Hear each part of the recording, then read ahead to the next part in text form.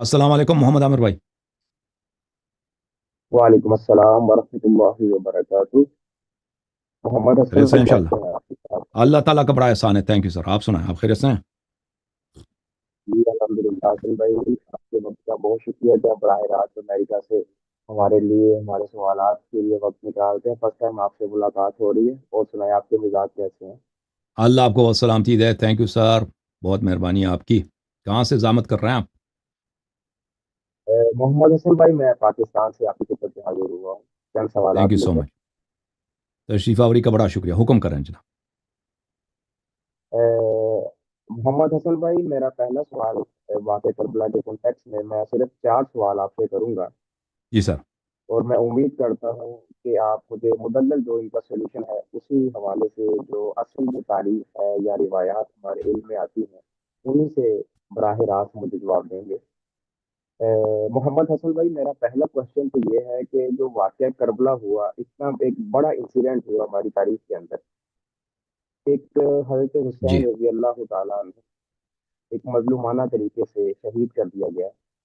تو یہ جو اتنا بڑا واقعہ ہو گیا، اس کی اصل سچویشن کیا بنی تھی؟ کیا ایسے حالات بن گئے تھے کہ حضرت حسین رضی اللہ تعالیٰ عنہ کو مجبوراً جانا پڑا، اور راستے میں مظلومانہ طور پر ان کے ساتھ یہ انسیڈنٹ واقع ہو گیا؟ تو کیا ایسے حالات پیدا ہو گئے تھے؟ تو میں چاہتا تو ہوں کہ آپ عرض مجھے یہ ہے کہ جو عرض یہ ہے, میں نے آپ کی خدمت میں بھی عرض کیا تھا بھائی صاحب کی خدمت میں مزید تو وضاحت کر لیتا ہوں کہ دیکھیں, امام علی علیہ الصلوۃ والسلام ابو بکر عمر عثمان کی خلافت میں رہتے تھے. ان کا پالیسی امام علی علیہ السلام کے ساتھ اس طرح تھا کہ تم اگر ہماری حکومت کی مخالفت کرو گے, ہمارے ساتھ بیعت نہیں کرو گے, تو ہم آپ کو قتل کر دیں گے, آپ کو چھوڑیں گے نہیں. تو امام علی علیہ الصلوۃ والسلام کو یہ بھی بتایا تھا کہ اگر آپ ہماری بیعت کریں, ہماری مخالفت نہ کریں, ہمیں ہماری لیے کوئی مزاحمت پیدا نہ کریں, تو ہم آپ کو عزت دیں گے, آپ یہاں پہ عزت سے رہیں, آپ کے ساتھ ہمارا کوئی ہم آپ کو قتل نہیں کریں گے, نہ صرف قتل نہیں کریں گے, آپ کو عزت بھی دیں گے. تو امام علی علیہ الصلوۃ والسلام رسول اللہ صلی اللہ علیہ وسلم کے حکم سے, نہ یہ کہ وہ ڈرے تھے, نہ یہ کہ اس لیے وہ کمزور تھے, رسول صلی اللہ علیہ وسلم کا حکم تھا کہ اگر میرے بعد آپ کو انصار نہیں ملتے اور لوگ آپ کا ساتھ نہیں دیتے, تو آپ مزاحمت نہ کریں خلفائے وقت کی, اور ان کے ساتھ تلوار نہ اٹھائیں, ان کی مخالفت نہ کریں. تو امام مولا امیر المؤمنین علیہ السلام نے ان کے ساتھ مخالفت نہیں کیا تھا, تلوار نہیں اٹھایا تھا, اور وہ اپنی زندگی گزار رہے تھے, وہ اپنی پرائیویٹ زندگی گزار رہے تھے. جو لوگ ان سے علم سے استفادہ کرنا چاہتے تھے, کوئی ان کو اپنا امام مانتا تھا, تو ان کے وہ ہدایت کرتے تھے, لیکن جو حکومتی امور تھی ان میں وہ خلفاء کے ہاتھ میں تھا, ان کے نہ کچھ لینا تھا نہ کچھ دینا تھا مولا امام علی علیہ السلام کا. جب امام بقیہ ائمہ علیہ السلام کے ساتھ بھی یہی تھا, امام زین العابدین, امام باقر, امام جعفر صادق علیہ السلام, ان کے ساتھ بھی یہی تھا. خلفاء کا یہی ان کے ساتھ برتاؤ تھا کہ بھئی ہم آپ کو قتل نہیں کریں گے, آپ کو بس آپ ہماری مخالفت نہ کریں, اگر ہم آپ کو آپ کی حالت پہ چھوڑ دیں, ٹھیک ہے نا. تو وہ باقی ائمہ طاہرین علیہم الصلوۃ والسلام خلفاء کے خلاف نہ تحریکیں چلاتے تھے, نہ تلوار اٹھاتے تھے, اور ان کا عقیدہ یہی تھا اہل بیت علیہ السلام سب کا, کہ جو ہمارے خاندان سے قیام کرے گا وہ امام مہدی علیہ السلام ہے. ہمارے خاندان سے مہدی علیہ السلام سے پہلے کوئی قیام نہیں کرے گا, اور جو بھی قیام کرے گا وہ خود شیطان ہے, وہ ہمارا نہیں. اور ان کے حدیث بہت ہے, اور وہ اپنے شیعوں کو بھی حکم دیتے کہ انتظار فرج بہترین عبادت ہے. لیکن امام حسین علیہ السلام کے زمانے میں ایسا نہیں تھا. امام حسین علیہ السلام کے زمانے میں یزید اور بنی امیہ, کیونکہ معاویہ خود جو تھا ایک دور اندیش شخص تھا, بہت ہی مکار آدمی تھا, اور بہت سیاست دان آدمی تھا.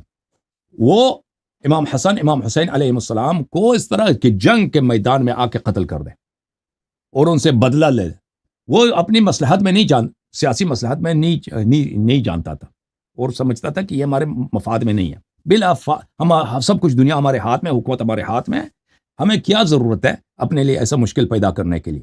وہ شورش ہو سکتا ہے, کچھ ہو سکتا ہے. تو اور امام حسین علیہ السلام کے چاہنے والے, وہ جانتا تھا کہ بہت زیادہ مسلمانوں میں بہت زیادہ ہے اہل بیت علیہ السلام سے محبت کرنے والے, تو وہ بلا وجہ یہ بہانہ کسی کو نہیں دینا چاہتا تھا. اس نے اگر امام حسن علیہ السلام کو قتل بھی کیا تو ایسے قتل کیا کہ اس کا کوئی اس کو معاویہ سے ربط نہ دے سکے, ٹھیک ہے نا. اس نے چپکے سے زہر دلوا دیا. اب ثابت کرو کہ معاویہ نے دیا, یہ تو ناممکن کام ہے. اس زمانے میں معاویہ کے لیے انکار کرنے کے بہت سارے طریقے تھے, لیکن جب حکومت یزید کو ملی ہے, یزید کے پاس یہ طریقہ کار نہیں تھا. یزید کا یہ تھا کہ ہم امام حسین اعظم بیعت کریں یا نہ کریں, ہم نے ان کو قتل کرنا.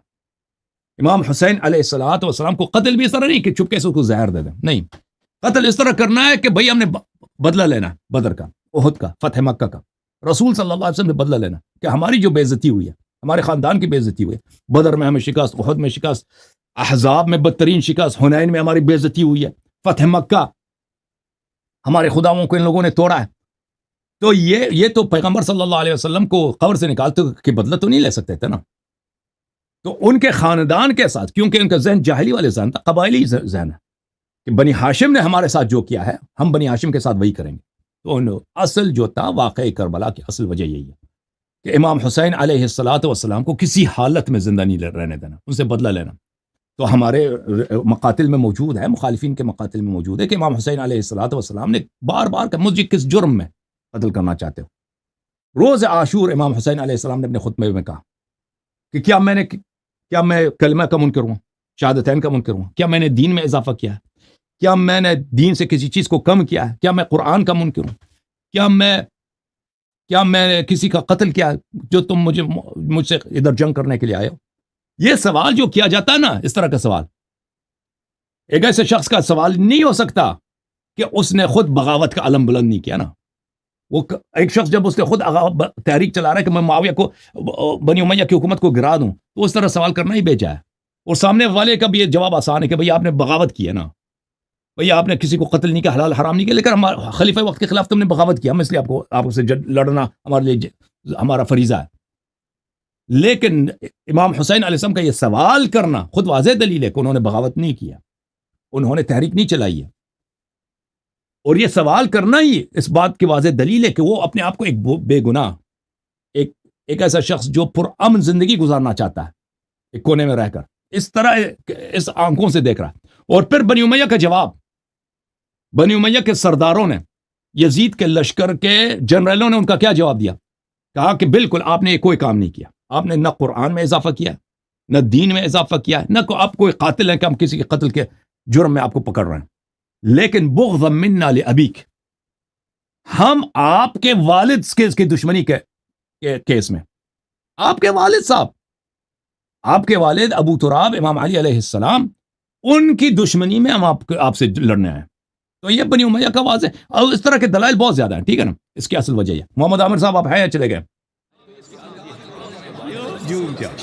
جوم جاؤ، پرواز کرو، کیوں فخر سے سر اٹھا، کیونکہ اللہ تعالیٰ نے تمہیں انتخاب کیا. صراط حق پر صرف تم ہو، صراط ایمان پر صرف کیا، کیونکہ اللہ تعالیٰ نے تمہیں انتخاب کیا. صراط حق پر صرف تم ہو، صراط ایمان پر صرف